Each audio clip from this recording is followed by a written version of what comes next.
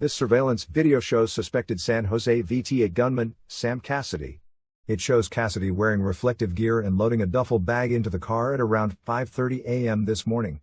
An hour later, the house was engulfed in flames.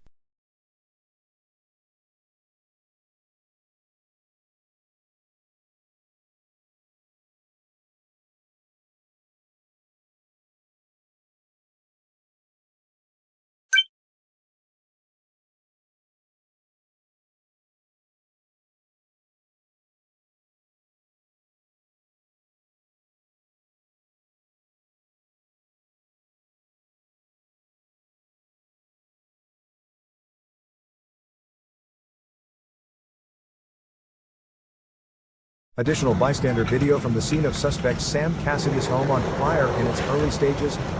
Firefighters can be heard attempting to force entry into the residence, while establishing a water supply to battle the blaze.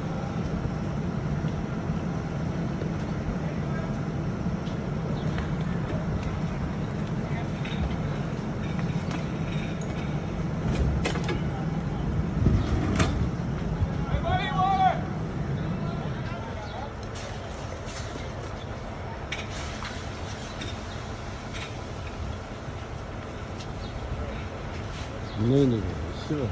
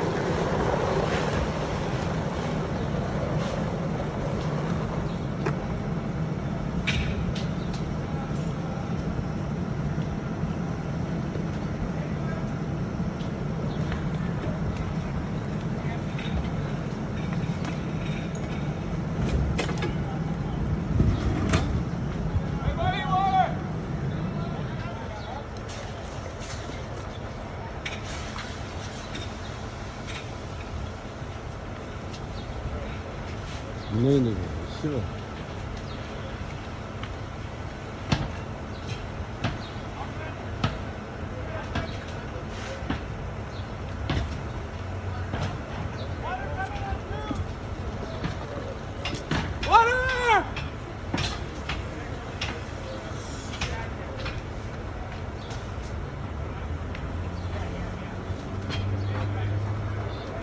Welcome to Read News, from the USA Today news site. The gunman who fatally shot 9 people at a Northern California light rail hub earlier this week stashed an arsenal of weapons and ammunition at his home, which he set on fire as part of his planned rampage. Samuel James Cassidy, 57, had several cans of gasoline, suspected Molotov cocktails, 12 firearms, and about 22,000 rounds of various types of ammunition at his home, the Santa Clara County Sheriff's Office said in a statement Friday.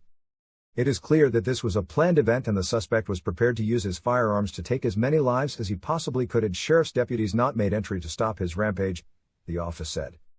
Before the gunman left his home Wednesday morning, he set a timer or slow burn device to set his home on fire, according to Santa Clara County Sheriff Lori Smith.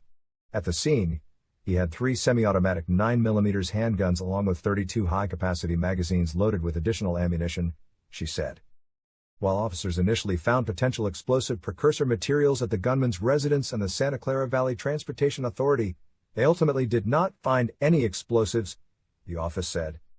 The suspect has been described by fellow co-workers as being disgruntled, and detectives are investigating his relationship with the VTA, the office said.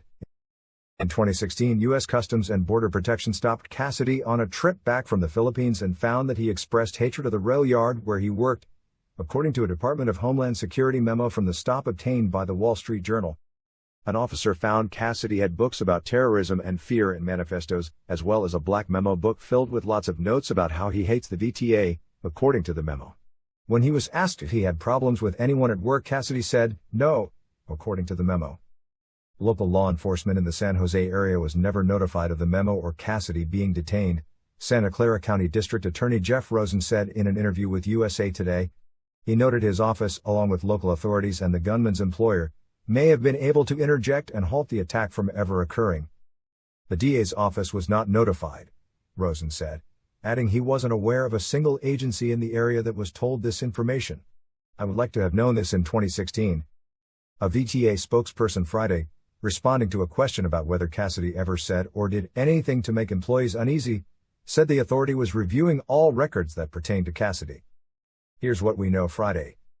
The gunman's father on Friday said he saw his son just 2 days before the attack and felt blindsided by what happened. He came over to help his mom with her car, James Cassidy, 89, told the Mercury News. He seemed fine. The father told the outlet there was no hint of what his son had planned, adding they didn't see Samuel Cassidy that often and rarely heard him complain about anything. He never really indicated anything was wrong at all, James Cassidy told the Mercury News. But his father did say that his son suffered from bipolar disorder, though it was no excuse for what happened. The gunman's father does not indicate whether he was diagnosed with the disorder or whether he'd ever been treated. The contents of the memo align with the picture law enforcement has painted so far of a man who appears to have kindled hatred against the people he worked with for a decade. As Cassidy gunned down 9 other employees before taking his own life, witnesses say he targeted specific people. Smith, the sheriff, said Cassidy told at least one person, "I'm not going to shoot you," before shooting others. So I imagine there was some kind of thought on who he wanted to shoot, Smith said. They did not wait. Officers rushed into San Jose rail yard as gunshots were still ringing out, authorities say. Kirk Bertolet, a signal maintenance worker who worked in a separate unit from Cassidy, told the Associated Press that the suspect didn't hurt people he encountered on the way to the second building, where more shots were fired. Sam made sure he killed all who he wanted. He made sure they were dead, Bertolet said. I watched some of my coworkers breathe their last breaths, and they were all gone. 7 of them were just gone. Bertolet called Cassidy an outsider, saying, he was never in the group. He was never accepted by anybody. You look back and you go, yeah, it fits. Who were the victims? 9 people died in the shooting, and among the victims were bus and light rail operators, mechanics, linemen, and an assistant superintendent. The victims were Paul de la Cruz Megia, 42, Taptijdeep Singh, 36, Adrian Beleza, 29, Jose de Jesus Hernandez, 35, Timothy Michael Romo, 49, Michael Joseph Rudomikin, 40, Abdulvahab Aligmandan, 63, Lars Kepler Lane, 63, and Alex Ward Fritsch, 49, according to the Santa Clara County Coroner's Office. VTA Light Rail Maintenance Operations Manager George Sandoval said at a Thursday news conference that there is a strong connection among many of the agency's employees. Many of these folks worked here for 20, 30 years, so yes, we do become a family, Sandoval said. Our staff respond to emergencies on the rail and there's a bond. Victims honored at vigil. About 1,000 people gathered Thursday night at a vigil outside of San Jose City Hall as family members tearfully remembered their loved one as heroes and role models. Taptijdeep Singh's brother, Carmen, said his brother had a lion's heart. As the gunman opened fire, Taptijdeep Singh rushed out of the safety of an office to help others escape, witnesses told his family. Annette Romo, whose husband Timothy Michael died, told the crowd, "Never leave home without giving your loved one a kiss. 'Cause that was the last I got."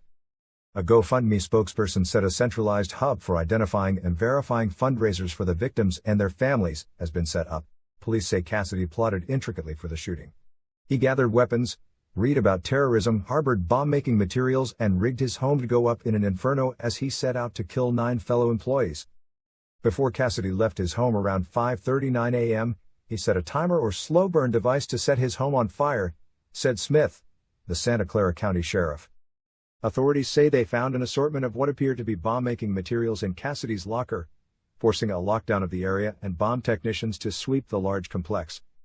Those who knew Cassidy said he had anger and alcohol issues, threatened workplace violence, and talked for years about his hatred of his workplace.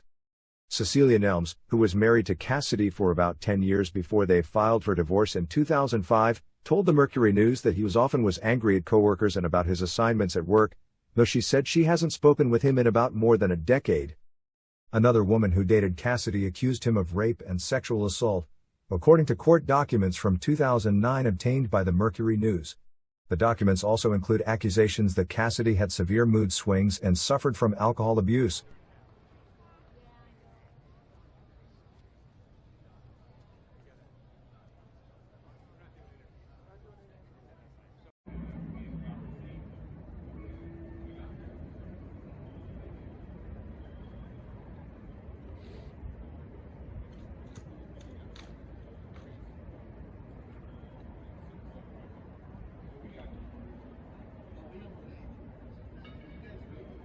make more money than